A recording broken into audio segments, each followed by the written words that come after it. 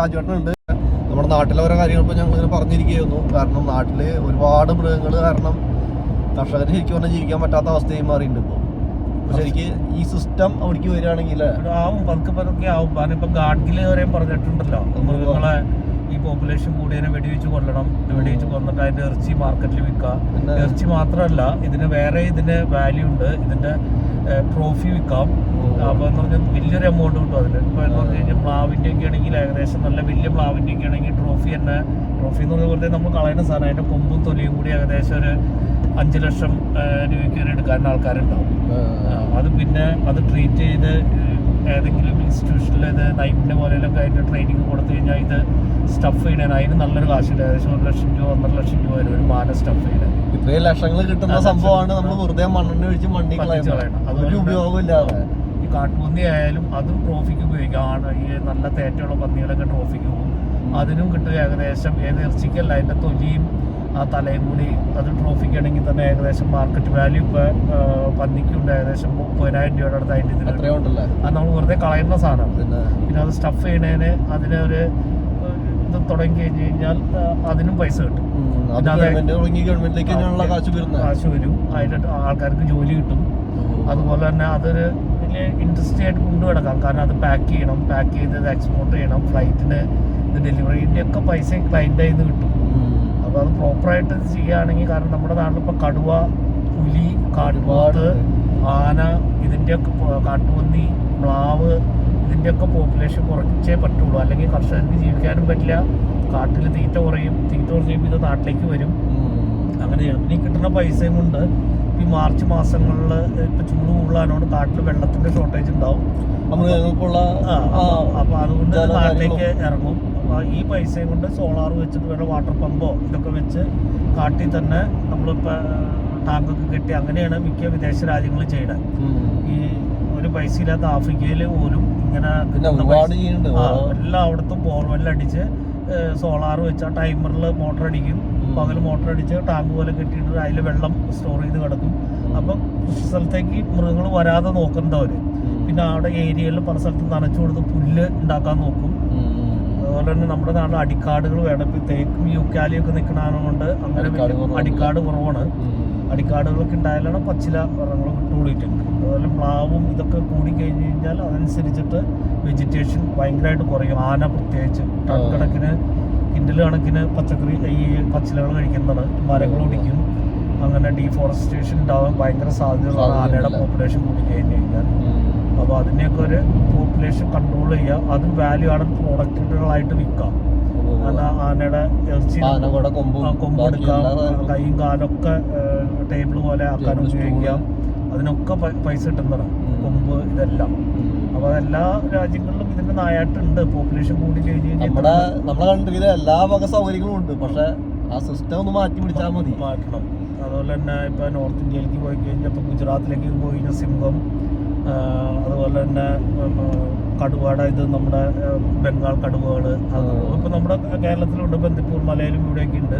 അതും നാട്ടിലേക്ക് ഇറങ്ങി പുലികൾ ഇറങ്ങുന്നുണ്ട്. ഇതൊക്കെ എന്ന് പറഞ്ഞാൽ ഭയങ്കര വാല്യൂ ഉള്ള പ്രോഡക്റ്റുകളാണ്. ഒരു പരിധി വരെ ഈ ഒന്നില്ലെങ്കിൽ പ്രായമായി നായായിട്ട് ഈ സ്വന്തം ഓടി പിടിക്കാൻ പറ്റാതെ വരുമ്പോഴൊക്കെ ഈ കൂട്ടത്തിൽ നിന്ന് ഇവരെ പുറത്താക്കും. അവരാണ് ഈസി ടാർഗറ്റായിട്ട് നാട്ടിലേക്ക് ഇറങ്ങി ഈ പശുവിനെയും പിടിക്കുന്നത്. അപ്പോൾ അതിൻ്റെയൊക്കെ ഇത്ര ഏജ് കഴിഞ്ഞാൽ നമ്മളത് വാല്യൂ ആഡ് പ്രോഡക്റ്റുകൾ വിട്ട് ആ പൈസയും കൊണ്ട് തന്നെ അടുത്ത പോപ്പുലേഷൻ ഭംഗിയായിട്ട് വരാനായിട്ടും അതിനുള്ള പരിപാടികൾ ചെയ്തു കൊടുക്കുക. കാട്ടിൽ മൃഗങ്ങളുടെ എണ്ണം കൂട്ടുക. അപ്പോൾ എന്ന് പറഞ്ഞാൽ ആയിട്ടുണ്ടെങ്കിൽ മാത്രമേ ഒരു ഹെൽത്തി ജനറേഷൻ വരുള്ളൂ. അങ്ങനെയാണ് ഇതെല്ലാം കൺട്രോൾ ചെയ്യുന്നത്. മാത്രമല്ല ഉള്ള കാട്ടിലുള്ള മൃഗങ്ങൾ ഹെൽത്തി ആയിരിക്കും. എണ്ണം കൂടി കഴിഞ്ഞ് കഴിഞ്ഞാൽ ഇവർക്ക് ആവശ്യത്തിനുള്ള തീറ്റ കിട്ടാതെയാവും. അപ്പോൾ ഈറ്റങ്ങൾ തന്നെ അങ്ങോട്ട് ഇങ്ങോട്ട് ഫൈറ്റ് ആവും, ഇഞ്ചുറി പറ്റും. അങ്ങനെയൊക്കെ ഈറ്റങ്ങൾ ഹെൽത്തി ജനറേഷൻ ഉണ്ടാവില്ല. അതുകൊണ്ടാണ് ഈ ട്രോഫി ഹണ്ടിങ്ങും കള്ളിങ് ഇതൊക്കെ അനുവദിക്കുന്ന എല്ലാ രാജ്യങ്ങളും. അത് പ്രോപ്പറായിട്ട് മാനേജ് ചെയ്യുക. ഇപ്പൊ തന്നെയാണ് നിയന്ത്രിക്കാൻ വേണ്ടി ഇപ്പൊ പഞ്ചായത്ത് ഏറ്റെടുത്ത് ഇങ്ങനെ വെടിവെക്കുന്ന പരിപാടിയുണ്ട്. പക്ഷെ ആ വെടി വയ്ക്കുന്നതിനാണെങ്കിലും വെറുതെ മണ്ണെണ്ണ അവസ്ഥയാണ്. അതാണ് ഏറ്റവും ആൾക്ക് ഉപകാരമില്ലാതെ പോകാറില്ല. അതിന് വിറ്റ് കിട്ടുന്ന പൈസയും കൊണ്ട് തന്നെ അവിടെ കൃഷി നശിച്ചവർക്ക് കോമ്പൻസേഷൻ കൊടുക്കാൻ പറ്റും. പിന്നെ ഫെൻസ് കെട്ടാൻ പറ്റും. മൃഗങ്ങൾ നാട്ടിലേക്ക് ഇറങ്ങാതെ ഫെൻസും കെട്ടി കാട്ടിൽ തന്നെ അതിനുള്ള കാട്ടിൽ തന്നെ ഐറ്റങ്ങൾക്കുള്ള ഭക്ഷണം കിട്ടാവുന്ന രീതികൾ ഇങ്ങനത്തെ സോളാർ മോട്ടറുകൾ വെക്കുക. സോളാർ വെച്ചിട്ട് അതിനുള്ള പരിപാടികൾ, പിന്നെ പ്ലെയിൻ സ്ഥലങ്ങളിൽ നനച്ചു കൊടുത്ത്, അപ്പം മാർച്ച് ഏപ്രിൽ മാസങ്ങളിൽ കാട്ടിൽ നല്ല പച്ചപ്പുണ്ടാവും. അങ്ങനെ ചെയ്തിട്ടാണ് എല്ലാ രാജ്യത്തും ഇത് ചെയ്യണത്. കാരണം ഒന്നാമത് സർക്കാരിൻ്റെ കയ്യിൽ പൈസ ഇല്ല, ഇങ്ങനെ കിട്ടാവുന്ന പൈസകൾ അത് നല്ല കളയണം, നല്ല രീതിയിൽ ഉപയോഗിക്കുന്നില്ല. അതിന് ഇഷ്ടംപോലെ രാജ്യങ്ങളിൽ ഇതിനുള്ള ഇതുണ്ട്, മെത്തേഡുകളുണ്ട് പഠിക്കുക. പിന്നെ ഇതിൻ്റെ കോഴ്സുകൾ യൂണിവേഴ്സിറ്റിയിൽ സ്റ്റാർട്ട് ചെയ്യുക. ഈ ഹണ്ടിങ് എങ്ങനെയാണ് ചെയ്യേണ്ടത്, അത് മൃഗങ്ങൾക്ക് ഇഞ്ചറി എങ്ങനെയാണ് ഒരു ഹെൽത്തി ജനറേഷൻ ക്രിയേറ്റ് ചെയ്യണത്, ഇതിനുള്ള കോഴ്സുകളൊക്കെ ഉണ്ട്. അതൊക്കെ പഠിച്ച് അതിനുള്ള യൂണിവേഴ്സിറ്റികളിലൊക്കെ ഇത് തുടങ്ങാം. വൈൽഡ് ലൈഫ് കോഴ്സുകൾ തുടങ്ങാം. ഇപ്പോഴുണ്ടെങ്കിലും നമ്മൾ ഈ ഹണ്ടിങ്ങിനെ പറ്റിയിട്ടും സ്റ്റോക്കിങ്ങിനെ പറ്റിയിട്ടും ഒന്നും പഠിപ്പിക്കുന്നില്ല. ഇത് വാല്യൂ ആഡ് പ്രോഡക്റ്റുകളാക്കുന്നത് എങ്ങനെയാണ്, അതൊക്കെ. പിന്നെ ആ വനത്തിനോട് ചേർന്നുള്ള ആൾക്കാരെ ഇതിലേക്ക്, അവിടെ കൃഷിക്കാരെ, ഫാർമേഴ്സിലേക്ക് ഇതിൽ ഇൻവോൾവ് ചെയ്യിപ്പിക്കാം. അവർക്കായിരിക്കണം ഇതിൻ്റെ ജോലിയും ഇതിൻ്റെ പ്രയോറിറ്റികളും കൊടുക്കേണ്ടത്. അപ്പോൾ ഇത് ഭംഗിയായിട്ട് മാനേജ് ചെയ്യപ്പെടും. വേറെ കോച്ചേഴ്സ് എന്ന് പറഞ്ഞു കഴിഞ്ഞാൽ ഇല്ലീഗൽ വേട്ടക്കാരും വനത്തിൽ കയറാതെ ഇവർ നോക്കും. മൃഗങ്ങളെ ഏതെങ്കിലും പുറത്തേക്ക് വന്നിട്ടുണ്ടെങ്കിൽ ഇവർക്ക് തന്നെ അറിയാൻ പറ്റും. പിന്നെ സെൻസറുകൾ വെക്കാം. പ്രത്യേകിച്ച് ആനച്ചാലുകൾക്ക് സെൻസർ വെച്ച് കഴിഞ്ഞാൽ അപ്പോൾ നമുക്ക് അറിയാൻ പറ്റും. ഓട്ടോമാറ്റിക്കായിട്ട് ഈ ചാല് ക്രോസ് ചെയ്യുമ്പോൾ തന്നെ നമുക്ക് അറിയാൻ കിട്ടും, സൈറൻ കിട്ടും. സൈറനല്ല നമ്മുടെ ഫോണിലൊക്കെ കാണാൻ പറ്റും. അപ്പോൾ അതിനുള്ള ക്യാമറകളൊക്കെ ഉണ്ട്, വലിയ വിലയൊന്നുമില്ല. അപ്പോൾ ആനയ്ക്കുള്ള ഏരിയയിലാണെങ്കിൽ ആനയുടെ ഹൈറ്റ് അനുസരിച്ച് വെച്ച് കഴിഞ്ഞാൽ ആന വെച്ച് ബാക്കി മൃഗങ്ങളൊന്നും അറിയില്ല. കാട്ടുപോത്താണെങ്കിൽ അതിൻ്റെ പിക്ചർ അടക്കം കിട്ടും. അങ്ങനെയൊക്കെയാണ് ഇതിനെ കൺട്രോൾ ചെയ്യുന്നത്. അപ്പോൾ തന്നെ ആ ഏരിയയിലുള്ള ആൾക്കാർക്ക് വണ്ടി എടുത്ത് ഇതിനെ, അല്ലെങ്കിൽ ഹണ്ടേഴ്സിന് ഇതിനെ ചേസ് ചെയ്യാൻ പോകാൻ പറ്റും. അങ്ങനെയൊക്കെയാണ് എല്ലാ രാജ്യങ്ങളിലും ഇത് ഒരു പരിധി വരെ പിടിച്ചു നിർത്തുന്നത്. കാരണം എന്ന് പറഞ്ഞു കഴിഞ്ഞാൽ നമ്മൾ ഇതിനെ വെറുതെ ഇങ്ങനെ എത്ര ആനേനെ പിടിച്ച് നമുക്ക് ഇങ്ങനെ കുന്തിയാക്കാൻ പറ്റുമൊന്നുമില്ല, കുങ്കി ആനയാക്കാൻ പറ്റുമൊന്നുമില്ല. കാരണം ഒരു പരിധി ഇതിന് ഭക്ഷണം കൊടുത്ത് ഒന്നാമത്തെ സർക്കാരിൻ്റെ കയ്യിൽ പൈസ ഇല്ല.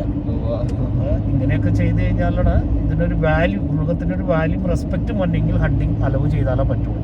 അപ്പൊ തന്നെ മൃഗത്തിനൊരു വാല്യൂ ഉണ്ടാവും. അല്ലെങ്കിൽ ഇപ്പൊ എന്ന് പറഞ്ഞു കഴിഞ്ഞാൽ നാട്ടിലിറങ്ങണ ആനേനെയും പുലിനെയും ആൾക്കാരെ ഇനിയിപ്പോ വിഷം വെച്ച് കൊല്ലാൻ നോക്കും. പല രീതിയിലും ഇതിനും റെസ്പെക്ട് കൊടുക്കാതെ ഇത് നമ്മുടെ കൃഷി നശിപ്പിക്കുന്നതാണ്. ഇത് ആളെ കൊല്ലുന്ന സാധനം എന്നുള്ളൊരു പേരും വരും.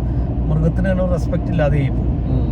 അപ്പോൾ അങ്ങനത്തെ ഉള്ള ഇതൊക്കെ ചെയ്ത് കഴിഞ്ഞാൽ വാല്യൂ ആവും, റെസ്പെക്റ്റും ആവും. പിന്നെ അതിൻ്റെ പ്രായത്തിനനുസരിച്ച് എത്ര പ്രായമായി കഴിയുമ്പോൾ നമ്മുടെ നാട്ടിലായാലും പശുക്കളെയും പോത്തിനെ ഇതിനൊക്കെ വെട്ടാൻ കൊടുക്കുന്ന പോലെ തന്നെ ഇതും അതുപോലെ തന്നെ ഒരു മൃഗമാണ്. ഈ ഇങ്ങനത്തെ വലിയ മൃഗങ്ങളെ ആന, പോത്ത്, സിംഹം, പുലി, കടുവ, ഇതിനെയൊക്കെ എന്ന് പറഞ്ഞാൽ വേറെ ഇതിന് കേസ് ഇല്ല. ഇതിനെ കൊല്ലാവുന്നത് മനുഷ്യന് മാത്രമേ പറ്റുള്ളൂ. അവരെന്നെ അങ്ങോട്ട്, അല്ലെങ്കിൽ അവർ അങ്ങോട്ട് ഇങ്ങോട്ട് ഫൈറ്റ് ചെയ്ത് റയറായിട്ട്. നോർമലി അവർ ഫൈറ്റ് ചെയ്ത് കഴിഞ്ഞ് കഴിഞ്ഞാൽ ചാവാൻ നിൽക്കില്ല. തോക്കണവൻ ആ കൂട്ടത്തിൽ നിന്ന് മാറി ലോക്കൽ നമ്മുടെ ആൾക്കാർ താമസിക്കുന്ന ഏരിയയിലേക്ക് വരും. കാരണം അവൻ ഒറ്റയ്ക്ക് ഹണ്ട് ചെയ്യാനായിട്ട് പാടായിരിക്കും. അവരാണ് ഈ പ്രശ്നക്കാരിൽ പ്രശ്നം ഉണ്ടാക്കണം മിക്കതും. അല്ലെങ്കിൽ കാലിന് ഇഞ്ചുറി പറ്റിയോ, കൈക്ക് ഇഞ്ചുറി പറ്റിയോ, ദേഹത്തിന് ഇഞ്ചുറി പറ്റിയിട്ടുണ്ടാവും. അങ്ങനെയൊക്കെയുള്ളതാണ് ഇത് കൂടുതലും വന്നത്. ഇപ്പോൾ ആനകൾക്കാണെങ്കിൽ മെയിനായിട്ട് പറ്റുന്നതെന്ന് പറഞ്ഞാൽ ഇഞ്ചുറി എന്ന് പറഞ്ഞു കഴിഞ്ഞാൽ ഒന്നില്ലെങ്കിൽ ഈ നമ്മൾ ഈ ആൾക്കാർക്ക് വിനോദത്തിന് പോകുന്നവരൊക്കെ കാറിൻ്റെ സൈഡിലും റോഡിൻ്റെ സൈഡിലൊക്കെ ബീർ കുപ്പിയൊക്കെ പൊട്ടിച്ചിടാം. ആകുമ്പോൾ ചവിട്ടി കഴിഞ്ഞാൽ ആനയുടെ കാലിൻ്റെ അടിയിൽ ചില്ല് കയറാം. കാരണം ആനയുടെ കാലിൻ്റെ അടിയിൽ കയറാം. കുപ്പിയുടെ അടിഭാഗം കിടപ്പുണ്ടെങ്കിൽ അത് പറ്റിക്കഴിഞ്ഞാൽ ആനയ്ക്ക് അത് എടുത്ത് കളയാൻ പറ്റുമൊന്നുമില്ല. ആ പഴുത്ത് പിന്നെ അവർക്ക് കാട്ടിൽ അങ്ങനെ വിലസാൻ പറ്റില്ല. അവന്മാരായിരിക്കും പ്രത്യേകിച്ച് ഈസി ടാർജറ്റുള്ള കല്ല് ഇതൊന്നും ഇല്ലാത്ത നമ്മുടെ വയലുകളിലേക്കും വാഴത്തോട്ടവും ഇതൊക്കെ നശിപ്പിക്കാനായിട്ട് കൂടുതൽ എന്തെങ്കിലും ഇഞ്ചറികൾ പറ്റി അല്ലെങ്കിൽ കൂട്ടത്തിൽ നിന്ന് പുറത്താക്കിയിരിക്കണതൊക്കെയാണ് കൂടുതലായിട്ട് നാട്ടിലേക്ക് വരുന്നത്. ഇതിനെയൊക്കെ കൺട്രോൾ ചെയ്യണമെങ്കിൽ ഹണ്ടിങ് വേണം. എനിക്ക് തോന്നുന്നത് ഇപ്പൊ എണ്ണം പെരുകിയിട്ടാണ് ഇപ്പൊ ഭയങ്കരമായിട്ട്. കാരണം വീരപ്പനായിരുന്നത് ഒരു പരിധി വരെ കൺട്രോൾ ചെയ്തുകൊണ്ടിരുന്നത്. വീരപ്പൻ പക്ഷേ ഒന്നും നോക്കാതെ കിട്ടുന്നതിനെ പിടിക്കുന്നത് അങ്ങനെയല്ല. നമുക്ക് ആവശ്യം ഇല്ലാത്ത ആനകൾ എന്ന് പറഞ്ഞാൽ ഇങ്ങനെ ഉപദ്രവകാരികളായതും പ്രായമായതും ഒക്കെ എന്ന് പറഞ്ഞു കഴിഞ്ഞാൽ വാല്യൂ ആഡ് പ്രോഡക്റ്റുകളാക്കി മാറ്റാം. അത് മനുഷ്യനെ കൊണ്ടേ പറ്റുള്ളൂ. അത് പ്രോപ്പർ ട്രെയിനിങ് ആയിട്ട്. അത് തന്നെ ഒരു പരിധി ഒരു ആനകൾ ആ സമയത്ത് ഇത്രയും ശല്യം ഉണ്ടായിരുന്നില്ല. കാരണം വീരപ്പൻ എങ്ങനെയാലും ആഴ്ചയിൽ 1-2 കൊന്നിട്ടുണ്ടാവണം. അതുകൊണ്ടായിരിക്കും ആനകൾ. പിന്നെ ഇപ്പൊ സ്ട്രിക്റ്റ് നിയമം വന്നു, ക്യാമറകളും ഇതൊക്കെ വന്നതോടുകൂടി നാട്ടിലെ ആൾക്കാർ വെടിവെച്ച് കൊല്ലുന്നില്ല. പണ്ട് ഇല്ലീഗലായിട്ട് ആൾക്കാർ പിന്നെ വെടിവെക്കുന്നുണ്ടായിരുന്നു. ഇപ്പൊ അതും നടക്കുന്നില്ല. ഓട്ടോമാറ്റിക്കായിട്ട് ഇത് കൂടി. പിന്നെ കാലാവസ്ഥ വ്യതിയാനം വരുമ്പോഴേക്കും ചൂടിന്റെ പ്രശ്നങ്ങളാണെങ്കിലും വെള്ളത്തിന്റെ ഇതിന്റെ ആവശ്യങ്ങളൊക്കെ ആയിട്ട് കാട്ടിൽ തീറ്റ കുറയുന്നതനുസരിച്ച് ഇത് നാട്ടിലേക്ക് വരും.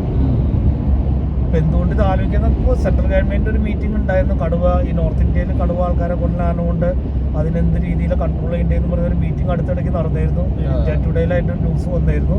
അപ്പോൾ ഉടനെ ഈ വരും 1-2 കൊല്ലത്തിനകം ഇതിനൊരു പരിധി കണ്ടുപിടിച്ചേ പറ്റുള്ളൂ. നമ്മുടെ നാട്ടിൽ തന്നെ 5 പേരെയാണ് ഇപ്പൊ 2-3 ആഴ്ചക്കകം ആനയും കാട്ടുപോത്തായിട്ട്. കാരണം ഈ ചൂട് കൂടുന്നു, മാർച്ച് ഏപ്രിൽ ഇനി മഴ പെയ്യണവരെ ഇറ്റുകളുടെ ശല്യം കൂടുതലായിരിക്കും. വെള്ളം കുടിക്കാനും കാട്ടിൽ തീറ്റ കുറഞ്ഞു, കാട്ടിൽ ഇതില്ല, വെള്ളമില്ല, മരങ്ങൾക്ക് ഇതില്ല, ഇലകളില്ല. ഓട്ടോമാറ്റിക്കായിട്ട് നാട്ടിലേക്ക് ഇറങ്ങിയേ പറ്റുള്ളൂ. ഇറ്റുങ്ങൾക്ക് വേറെ മൃഗങ്ങളും എല്ലാ നാട്ടിലേക്ക് ഇറങ്ങും. പിന്നെ പ്ലാവുകൾ കുടിക്കഴിഞ്ഞ് കഴിഞ്ഞാൽ മരത്തിന്റെ തൊലി കാർന്ന് തിന്നാൻ തുടങ്ങും. തീറ്റ കുറഞ്ഞു കഴിഞ്ഞാൽ മരങ്ങൾ ഉണങ്ങാൻ തുടങ്ങും. ഇതൊക്കെയാണ് ഇതിന് പറ്റുന്ന കാര്യങ്ങൾ. പന്നി ഇപ്പൊ നമ്മൾ അടിക്കാൻ പോണ പന്നി നമ്മുടെ നാട്ടിലെ ഏറ്റവും കൂടുതൽ ശല്യമായിട്ടുള്ള. ഇവിടെ പന്നിക്ക് ഒരു സീസൺ ഇല്ലെന്ന് പറഞ്ഞില്ല. എല്ലാ എത്ര വെടിവെച്ച് നമ്മൾ ഇതാക്കിയാലും ഇതിങ്ങനെ പെറ്റി പെരുകിക്കൊണ്ടിരിക്കും. കാരണം ഇവിടെ എന്ന് പറഞ്ഞാൽ പന്നീനെ കൊല്ലാനായിട്ട് പുതിയ കടുവയൊന്നും ഇല്ല. നമ്മുടെ അവിടെ ആണെങ്കിൽ പിന്നെയും പന്നീനെ കൊല്ലാനായിട്ട്, എന്നാലും എത്ര പന്നീനെ കൊന്നു തിന്നും ഒരു കടുവയും പുലിയൊക്കെ ഉണ്ടാവാണ്. ഇത് അതുപോലെ പെറ്റ് പെരുകും. ഒരു 6 മാസം 7 മാസം ആകുമ്പോഴേക്കും ഇത് ഇത് ചേട്ടൻ്റെ പ്രായമാവും. അപ്പൊ അതനുസരിച്ച് അതുപോലെ പെറ്റ് വരും ഇത്. അപ്പൊ അതൊക്കെ കൺട്രോൾ ചെയ്യണം. അതിന് അല്ലെങ്കിൽ പിന്നെ അതുപോലെ തന്നെ കുരങ്ങന്മാര് കുരങ്ങന്മാരിപ്പം ഈ ഫോറസ്റ്റ് സൈഡിൽ റിസർവിന്റെ സൈഡിലൊക്കെ ഉള്ള തെങ്ങ്, അതുപോലെ തന്നെ പച്ചക്കറികൾ, ഇതെല്ലാം നശിപ്പിക്കുകയാണ് ഒരാൾക്ക്. കുരങ്ങന്മാരെ എന്ന് പറഞ്ഞു കഴിഞ്ഞാൽ നമ്മൾ ഒരു ഏരിയയിൽ 1-2 വെടിവെച്ച് കഴിഞ്ഞിട്ട് ഭയങ്കര അത്യാവശ്യം ബുദ്ധിയുള്ള, പിന്നെ ആ ഏരിയയിൽ ഒരു 5 മാസം ഇത് വരില്ല. ആരെങ്കിലും തോക്കിന്റെ ഇത് എടുത്ത് വെടിവെക്കുകയാണെങ്കിൽ പിന്നെ ഇവർക്ക് അറിയാതെ ഈ ഏരിയയിൽ അപകടം ഉണ്ടെന്ന് വെച്ചാൽ തിരികെ അവർ കാട്ടിലേക്ക് കയറിപ്പോകും. അങ്ങനെ ഇത് കൺട്രോൾ ചെയ്യണം. അങ്ങനെ ഇപ്പൊ ഈ ഒരു ടൈപ്പ് വലിയ തത്തകൾ ഇറങ്ങിയിട്ടുണ്ട്. അങ്ങനത്തെ സാധനങ്ങളൊക്കെ മച്ചിങ് ചെയ്തൊക്കെ കളയുന്നുണ്ട്. അപ്പൊ അതൊക്കെ ഒരു പരിധി വരെ നാട്ടിൽ കൃഷിക്കാരെ രക്ഷപ്പെടുത്തിയില്ലെങ്കിൽ അവരിനി പോയിസൺ വെക്കാൻ തുടങ്ങും. അപ്പൊ ഉറപ്പല്ല, മനുഷ്യന് വേറെ മാർഗമില്ല. സർക്കാരാണെങ്കിൽ ഒന്നും ചെയ്യുന്നില്ല. വേദനാജനകമായ ഒരു ഡെത്ത് ആയിരിക്കും മൃഗങ്ങൾക്ക് ഉണ്ടാവണേ. അതൊരു കാരണവശാലും ശരിയല്ല. മൃഗങ്ങളോട് ചെയ്യുന്ന ഒരു ക്രൂരതയാണ്. മറ്റേ നമ്മൾ പറഞ്ഞു കഴിഞ്ഞാൽ ഇമ്മീഡിയറ്റ് ഷോട്ട്, അത് ഒന്നില് ഹാർട്ട് അല്ലെങ്കിൽ ബ്രെയിൻ ആയിരിക്കും നമ്മൾ വെടിവെക്കുന്നത്. അത് പ്രോപ്പർ പവർ കൂടിയ റൈഫിൾ വെച്ചിട്ടായിരിക്കും. അല്ല നാടൻ തോക്കോ ഇതൊന്നും വെച്ചിട്ട് അലവ് ചെയ്യില്ല. കാരണം എന്ന് പറഞ്ഞാൽ അതിനൊന്നും പവർ കുറവായിരിക്കും. അപ്പോൾ നമ്മൾ റൈഫിൾ വെച്ചിട്ട് ഓരോ മൃഗത്തിന് ഏത് ടൈപ്പ് റൈഫിൾ വേണോ, ഏത് ടൈപ്പ് ബുള്ളറ്റ് വേണോ, അതിൻ്റെ ഗേജ് അനുസരിച്ചിട്ട് ഗ്രെയിൻ അനുസരിച്ചിട്ടുള്ളതായിരിക്കും നമ്മൾ ഉപയോഗിക്കുന്നത്. ഇമ്മീഡിയറ്റ് ആനയായാലും ഒരു വെടിക്ക് തന്നെ ആന അവിടെ സ്പോട്ടിൽ തന്നെ വീണോളും. അങ്ങനെ അഡ്വാൻസ് ആയിട്ട് ഒറ്റ വെടിക്ക് വീഴും. നോർമലി കറക്റ്റ് തന്നെങ്കിൽ ഒറ്റ സ്പോട്ടിൽ തന്നെ വീഴും. ബ്രെയിനൊക്കെ അടിച്ച് കഴിഞ്ഞാൽ അവിടെ തന്നെ വീഴും. 1 ഇഞ്ച് പോലും അനങ്ങില്ല ബ്രെയിന്. അതിനും കുറെ നമ്മളിതുണ്ട്. തലയുടെ പൊസിഷൻ നോക്കി വെടിയിക്കണം. ശരിക്കും താന്ന് നിൽക്കുകയാണെങ്കിൽ മുമ്പോട്ട് തുമ്പിക്ക്, താഴോട്ട് നിൽക്കുകയാണെങ്കിൽ 2 കണ്ണിന്റെ ഇടയ്ക്ക് വെടിവെച്ച് കഴിഞ്ഞാൽ ബ്രെയിനിലേക്ക് കറക്റ്റ് കയറി ചെല്ലും. കാരണം നമ്മളേലും ഹൈറ്റ് ആനയ്ക്കുള്ള ആനകൊണ്ട് നേരെ ബ്രെയിനിലേക്ക് ആയിരിക്കും കയറുന്നത്. പിന്നെ ഇപ്പം നമ്മൾ കാണുമ്പോൾ തുമ്പിക്ക് പൊക്കി നിൽക്കുകയാണെങ്കിൽ ഏകദേശം 1 അടി താത്തി വെടിയിക്കണം. അപ്പോഴാണ് ബ്രെയിനിന്റെ പൊസിഷൻ ബാക്കിലോട്ട് വരും. എന്നാലും കറക്റ്റ് പാരലായിട്ട് പോകുള്ളൂ. അല്ലെങ്കിൽ ഹാർട്ടിന് വെടിയിക്കാം. ഹാർട്ടിന് വെടിവെച്ചാൽ ഒരു 30-40 മീറ്റർ വരെ ഇവൻ പോയിട്ട് വീഴുള്ളൂ. ഹാർട്ടിനടിച്ച് ഹാർട്ടാകുമ്പോൾ നമ്മൾ ഇരുത്തത്തൊക്കെ വെടിയിക്കണമെങ്കിൽ ഹാർട്ടായിരിക്കും ഇത്തിരി വെടിയും. കാരണം തലയുടെ പൊസിഷൻ നമുക്ക് അറിയാമല്ലോ. ഹാർട്ട് മാത്രം വലുതാണ്, ഇങ്ങനെ പെൻട്രേറ്റ് ചെയ്ത് കയറും. സോളിഡ് ബുള്ളറ്റ് വെച്ച് അടിച്ചാൽ മതി. അത് പിന്നെ വേണമെങ്കിൽ ആന തിരിഞ്ഞ് നടക്കുകയാണെങ്കിൽ ബാക്കപ്പ് ഷോട്ട് നമ്മുടെ ആ കാലിൻ്റെ നട്ടലിൻ്റെ ആ വാലിൻ്റെ അവിടെ വന്നോട് അടിച്ചു കഴിഞ്ഞ് കഴിഞ്ഞാൽ പിന്നെ ഓടാനും പറ്റില്ല. നമുക്ക് പിന്നെ ചേസ് ചെയ്ത് വെടിവെക്കാനും പറ്റും. കാരണം ആ റിപ്സ് ആണ് പൊട്ടിപ്പോയി കഴിഞ്ഞ് കഴിഞ്ഞാൽ പിന്നെ ഓടാൻ പറ്റില്ല. മുണ്ടി നീങ്ങാനേ പറ്റുള്ളൂ. അങ്ങനെയാണ് ബാക്കപ്പ് ഷോട്ട് കൊടുക്കുന്നത്. നമ്മളിപ്പോൾ ഹാർട്ടിനോ അല്ലെങ്കിൽ ഇതിന് വെടിവെച്ച് കഴിഞ്ഞാൽ ആന നീങ്ങുകയാണെങ്കിൽ ബാക്കപ്പ് ഷോട്ട് ചെയ്യുക. പിന്നെ എപ്പോഴും ഡേഞ്ചർ ഗെയിമിന് പോകുമ്പോൾ ആന, കടുവ, സിംഹം, ലെപ്പേഡ് ഇതിനൊക്കെ പോകുമ്പോൾ ബാക്കപ്പ് ചെയ്യാനായിട്ട് ഒരാളും കൂടി വേണം. 2 റൈഫിളെങ്കിലും വേണം. മിസ്സായ ഐറ്റങ്ങൾ ചാർജ് ചെയ്യാൻ വരും. പ്രത്യേകിച്ച് കാട്ടുപോത്ത്, ഈവൻ പന്നി വരെ ചാർജ് ചെയ്യാം. പക്ഷെ പന്നിക്ക് നമുക്ക് അത്രയും പേടിക്കേണ്ട കാര്യമൊന്നുമില്ല. പക്ഷെ കാട്ടുപോത്ത്, ആന, ലെപ്പേഡ്, കടുവ, ടൈഗർ എന്ന് പറഞ്ഞ ടൈഗർ, ഇതിനൊക്കെ എപ്പോഴും ബാക്ക് ഷോട്ട് വേണം. കാരണം ബൈ ചാൻസിൽ എന്തെങ്കിലും ഒരു കാരണവശാൽ ഇഞ്ചുറിയെ പറ്റിയിട്ടുണ്ടെങ്കിൽ ഇതെല്ലാം ചാർജ് ചെയ്യണം മൃഗങ്ങളാണ്. അപ്പോൾ എന്ന് പറഞ്ഞു കഴിഞ്ഞാൽ ബാക്കപ്പ് ഷോട്ട് എടുക്കാനായിട്ട് വെൽ എക്സ്പീരിയൻസ്ഡ് ആയ ഒരാൾ കൂട്ടത്തിൽ വേണം. ബാക്കപ്പ് ഷോട്ട് എന്ന് പറഞ്ഞാൽ നമ്മൾ ഏറ്റവും മൃഗം അടുത്തെത്തിയിട്ട് അവിടെ തന്നെ നിന്നിട്ട് അടുത്തെത്തിയിട്ട് ഒരു 10 മീറ്ററിൽ അല്ലെങ്കിൽ 5 മീറ്റർ അടുത്തെത്തിയിട്ട് വെടിവെക്കുള്ളൂ. അപ്പോൾ നമുക്ക് വലിയ കാര്യമായിട്ട് ഉന്നം നോക്കണ്ട, തോക്ക് ചൂണ്ടി വെടിവെക്കാൻ അടുത്ത് കിട്ടുകയും ചെയ്യും. ആ ബാക്കപ്പ് ഷോട്ട് നമ്മൾ അകലേന്ന് തന്നിട്ട് വെടിവെച്ച് പിന്നെ നമുക്ക് രണ്ടാമത് റീലോഡ് ചെയ്യാനുള്ള സമയം ഉണ്ടാവില്ല. ഏറ്റവും അടുത്ത് വന്നിട്ട് ഏറ്റവും അടുത്ത് എത്തിയിട്ട് റെഡിയായിട്ട് അങ്ങനെയാണ് സാധാരണ ബാക്കപ്പ് ഷോട്ട് കൊടുക്കുന്നത്. അതിന് നല്ല എക്സ്പീരിയൻസ് ആവണം. അതിനൊക്കെ എന്ന് പറഞ്ഞാൽ എല്ലാ രാജ്യങ്ങളിലും ട്രെയിനിങ് ഉണ്ട്. ട്രെയിനിങ് എന്ന് പറഞ്ഞു കഴിഞ്ഞാൽ PH പ്രൊഫഷണൽ ഹണ്ടറിംഗ് എന്ന് പറഞ്ഞൊരു കോഴ്സ് ഉണ്ട്. അപ്പോൾ ഇന്ത്യക്കാർക്ക് വേണമെങ്കിലും ഇത് നടത്തുന്ന ആഫ്രിക്കയിലൊക്കെ ഇതിൻ്റെ കോളേജുകളും ഇതൊക്കെ ഉണ്ട് പഠിപ്പിക്കുന്നത് PH ആവാനായിട്ട്. പിന്നെ വേറൊരു PHൻ്റെ കൂടെ പോയി ഈ ഇങ്ങനത്തെ ബിഗ് ഗെയിം എന്ന് പറയും, ഇങ്ങനത്തെ ഡേഞ്ചറുള്ള അനിമലുകളെ കുറേ എണ്ണത്തിന് വെടിവെച്ച് എക്സ്പീരിയൻസ് ആയി കഴിഞ്ഞാൽ PH ആവാൻ പറ്റും. അങ്ങനെ ഒരാളുടെ കൂട്ടത്തിൽ പോയിട്ടാണ് ഇങ്ങനത്തെ ഇതിന് നമ്മൾ ബാക്കപ്പ് ചെയ്യാൻ പാടുള്ളൂ. അല്ലാതെ ഫ്രഷ് ഒരാൾ പോയിട്ട് വലിയ മൃഗങ്ങളെ ഈ ഡേഞ്ചറസ് ഗെയിമിലേക്ക് ആദ്യം പോകുന്നത് ഒരിക്കലും സാധാരണമല്ല. കാരണം നമുക്കത് റിസ്ക് ഉണ്ട് ഇതിൽ. കാരണം ചാർജ് ചെയ്യുന്ന മൃഗങ്ങൾ ഇതെല്ലാം ചാർജ് എന്ന് പറഞ്ഞു കഴിഞ്ഞാൽ ഫ്രാക്ഷൻ ഓഫ് സെക്കൻഡുകൾക്കകം ഇത് അടുത്തെത്തും. കാരണം നമ്മൾ ഈ ഡേഞ്ചറസ് ഗെയിം എല്ലാം 50-70 മീറ്ററിന്റെ അകത്തായിരിക്കും നമ്മൾ ഇതിനെ വെടിവെക്കുള്ളൂ. അത്ര ദൂരത്തേക്ക് വെടിവെക്കില്ല, അത്ര അടുത്തേക്ക് നമുക്ക് അപ്രോച്ച് ചെയ്യാൻ പറ്റിയിട്ടുണ്ട്. അപ്പോൾ അതിൻ്റെ എന്ന് പറഞ്ഞു കഴിഞ്ഞാൽ ഇത് ഒരു 2-3 സെക്കൻഡ് നമ്മുടെ അടുത്തെത്തുന്നത്.